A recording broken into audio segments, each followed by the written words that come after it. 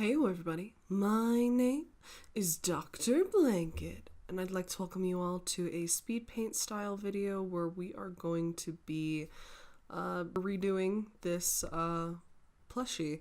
And I originally made this, as you can see I finished, but I don't like the stripes on the back or the body in general. I also really don't like the face. I've already got some embroidery done, and we're gonna go ahead and restart on this, so here we go.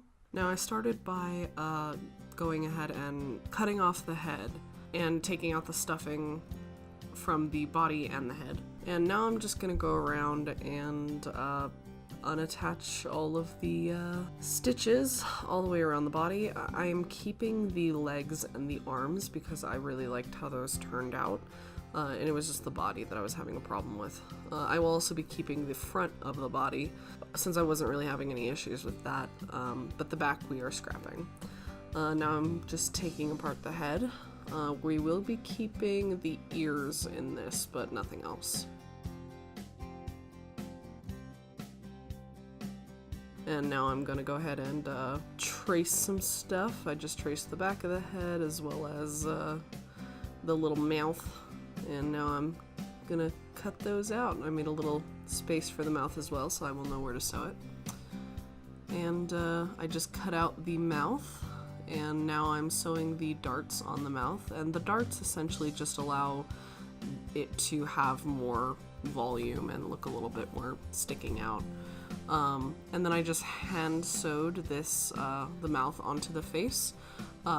By pinning it down and then slowly making my way around it.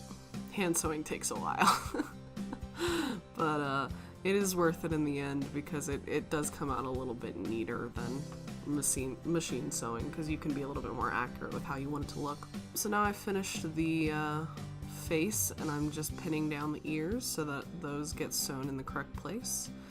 And now I'm cutting out the back of the head and sewing that together. And this is done in two different pieces simply because it gives it a little bit more volume in the back of the head, and I'm just sewing those together and leaving the bottom open.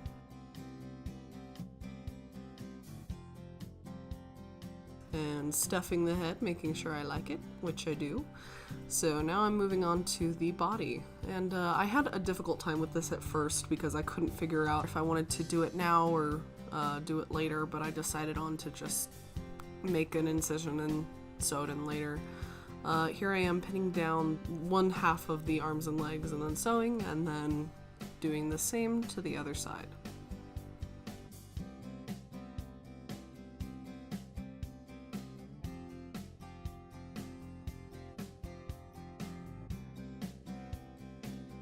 And at first I actually had issues with this because the arms were sticking up straight weirdly, but I did eventually get it to where I wanted it and went ahead and stuffed it to make sure I liked it. Now this part is where I started on the embroidery. So as you saw before, I had originally had the stripes glued on, but I decided that embroidery would just look a lot better.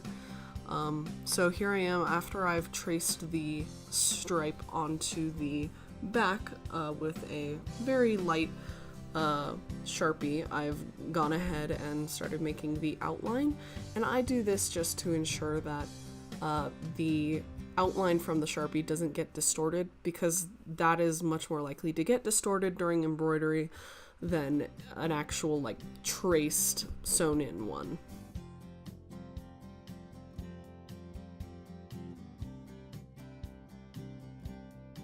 And then I went ahead and did a little bit off of camera. And I got about halfway done with the first one, and now I'm just gonna finish it up.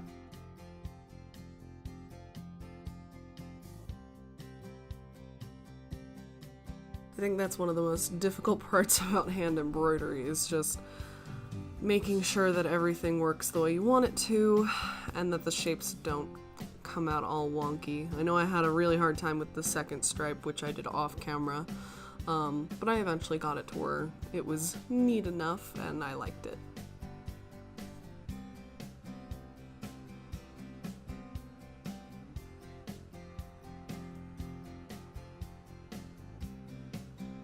And now we're just going to sew in the tail here.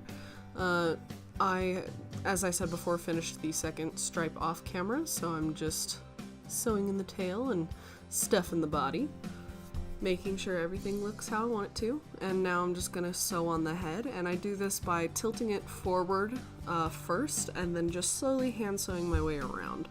When I first start, I use a embroidery style stitch, but then as the stitches need to get on the outside of the head, I switch to a slip stitch instead so that the stitches are hidden.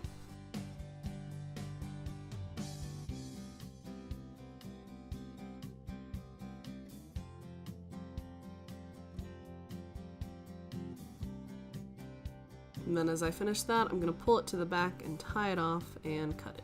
And now it's looking good. Now I'm going to be making a little bow tie, and to do this I just make a small little pattern, measure the plushie, trace it out, and then sew it to complete it.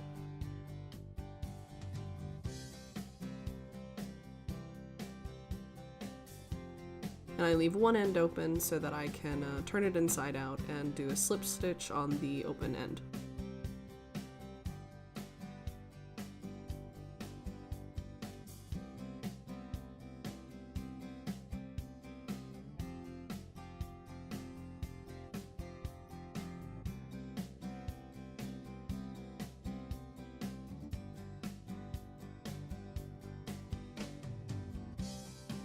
And then I looked up how to tie a bow tie, because I always forget, and finished off that, and I think it turned out pretty good. Now I'm going to be moving on to making the hair, and this is a pretty complicated process, to be honest with you. It requires using acrylic yarn, taking a few strands of that, tying them in the center, and then brushing them out with a wire brush. It's the same thing that you would do to make a yarn tail, except in this case we are cutting off the little fluffs from the knot that we made and putting them down onto this wax paper here, and then using fabric glue over the top of them, over the top of the very strands, and waiting until they dry. And then once they are dry, we should be able to attach them to the head with no issue.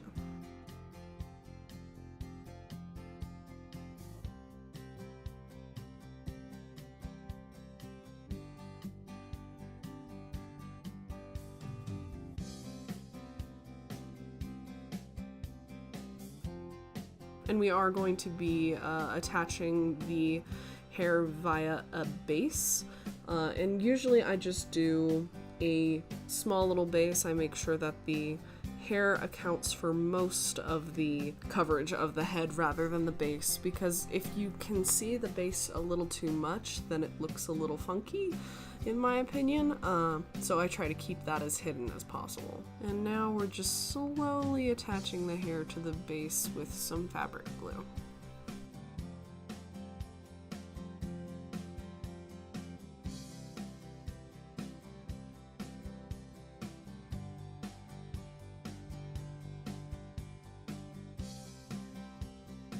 And to get rid of this little crease in the center, we are just putting the hair in the opposite direction of where we want it to lay, waiting for that to dry a little bit, and then flipping it over.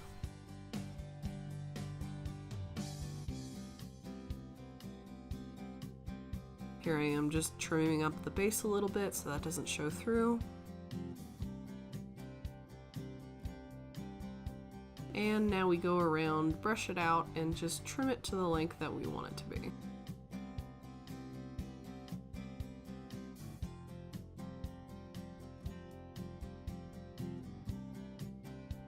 And then I'm going through with some E6000 to the back of the base to make sure it's done. And if you ever use this, please be very, very careful, because it has a toxic fume. I always wear my bandana over my face, turn on a fan, and open the window, just to make sure I'm not breathing in any of those toxic fumes. Yeah, so once we got that all attached, our little goyle is finished. And I really, really like how it turned out.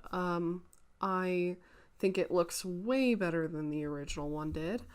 and I'm really glad I decided to redo it. And yeah, that's about it for today.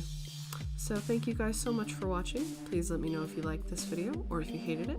Please feel free to comment, like, subscribe, any of the above, and I will see all y'all in the next video.